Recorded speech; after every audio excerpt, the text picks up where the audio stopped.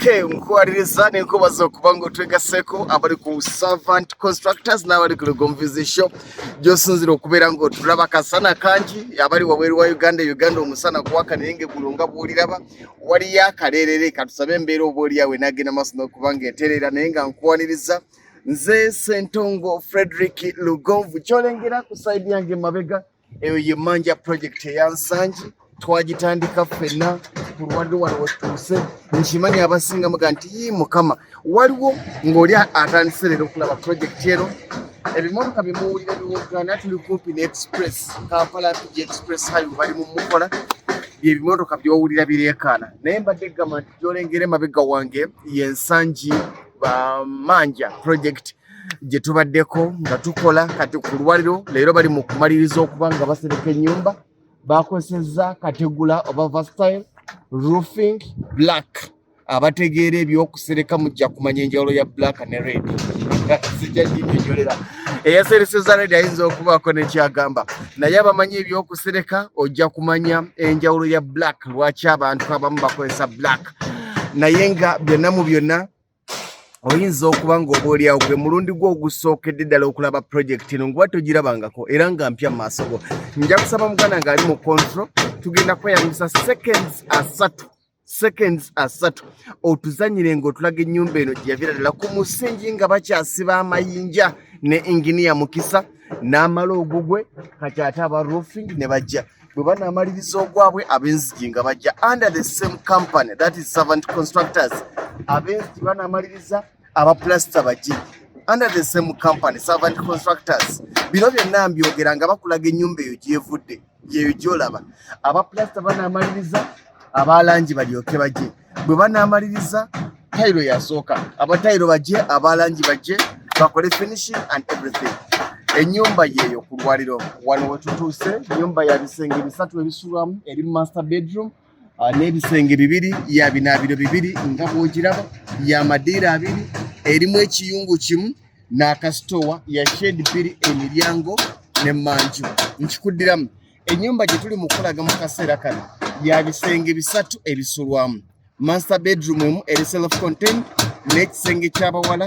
ekisenge ky'abalenzi n'ekinaabiro ekibagattaabo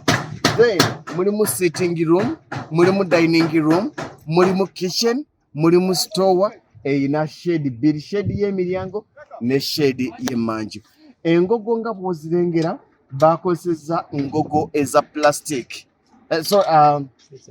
facerboards bakozesezza za plastic tebanasaako ngogo facerboards bakozesezza za plastic tebakozesezza za mbaawo ng'abamu oluusi bwe bakikola client bwatyo bwe yakyagadde ebbaati lino tugenda bitunuulira facerboard ya sente mmeka ebbaati ya sente mmeka oba ng'oyagala okuseresa roofing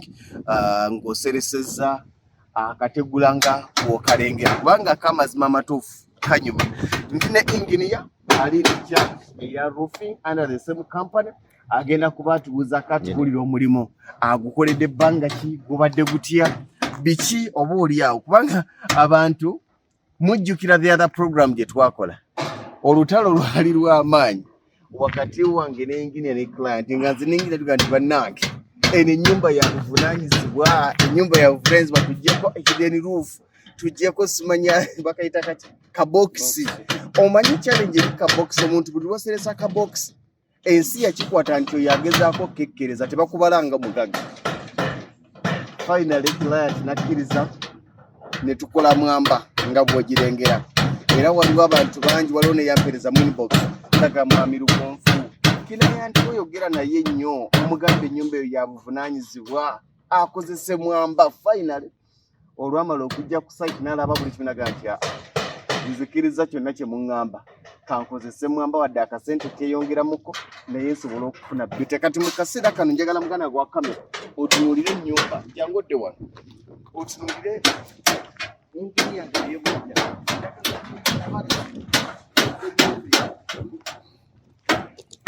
njagala tulire vale eziri ku nyumba singa twakozesa kabokisi wandirabye ensonda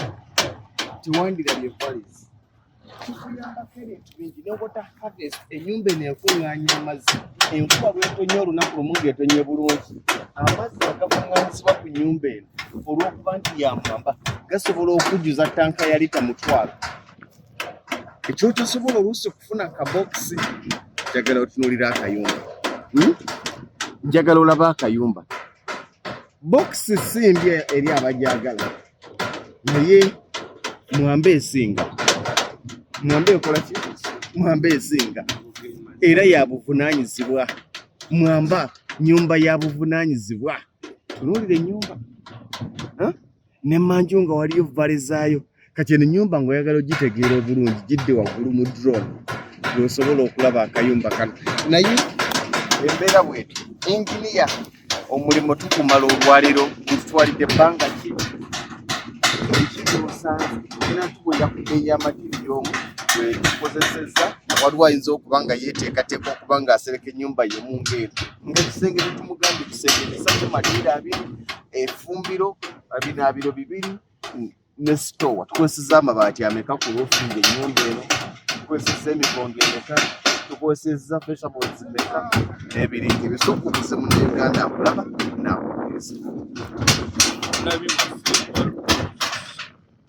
tukwaniriza nnyo bali kubanga otuweereddemu n'olaba servant contractor olwaleero ennyumba yaffe awo weetuuse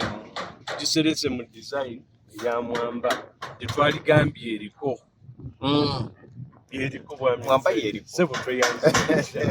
ennyumba eyo ekyamazima nga bw'ogiraba nga bw'oginyonnyodde nnyumba nnene ddala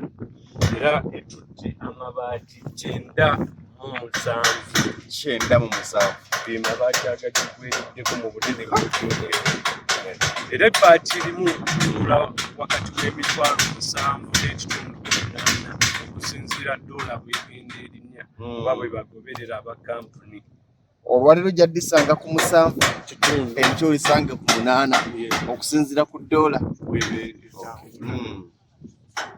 etutte emigongo 45 emigongo yebintu tebali mu kukuba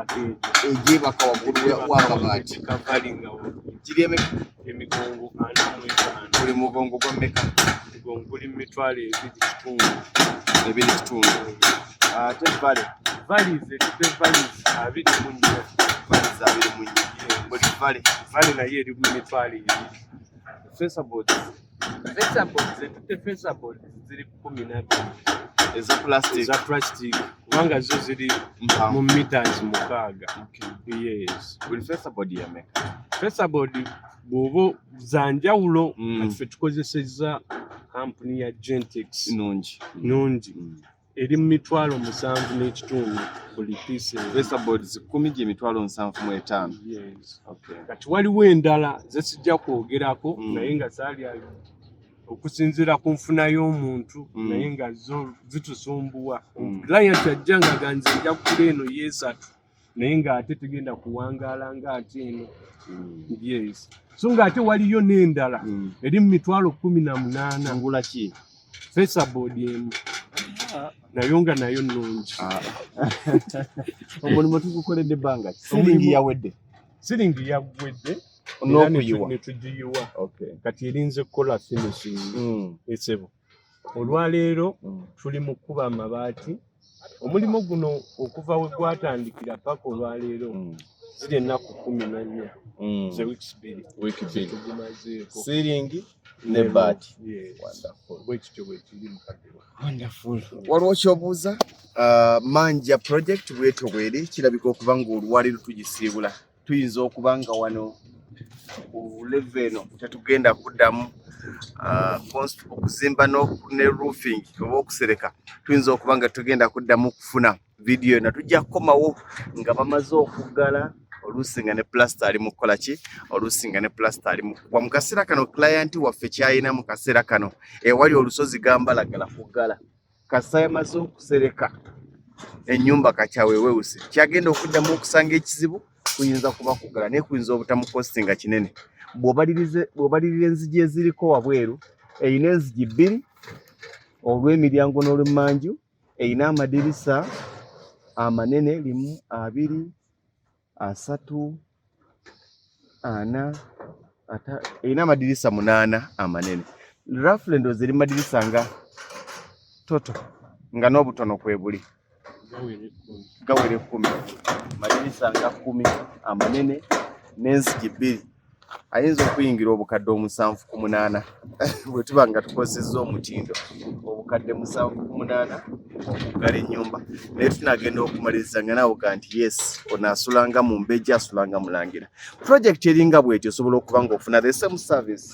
bwe tuba wano tujja kuba nga twolekera butereevu mayuge starting next week tugenda kuba nga tutandika mayuge tugenda ku construction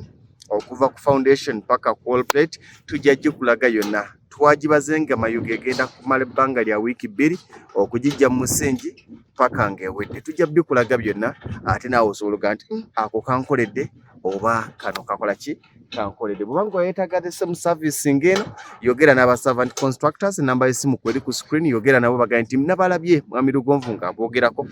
njagala kufuna service yemu njagala kunserekera nnyumba yange njagala gimaliriza finishing oba njagala kunzimbira kuva wansi paka ennyumba yange ng'ewedde gwe tegeka kasenteko bo bajja kujja bakuzimbire servant kyeyina bantu bangi babadde bajja mu inbox nga bambuza nti servant esobola okunzimbira mu kibanja mpola tezimba mu kibanja mpola gogula materiyo wabeerewo bayite bakuzimbire bakwasa omulimu gwo bagende walala kyekyabwe naye ng'omulimu gwabwe mulungi nga bw'okiwuliriza ennyumba bwetyo bweri nja kuleka muganda ngo wa kamera asobola okugibeetoolooza n'okugibalaga butya bwerabise oba oli awo okulaba nga ddala osobola okureetinga noga nti servant okusinziira ku kyekoze omulimu gwammwe nguwadde percentage bweti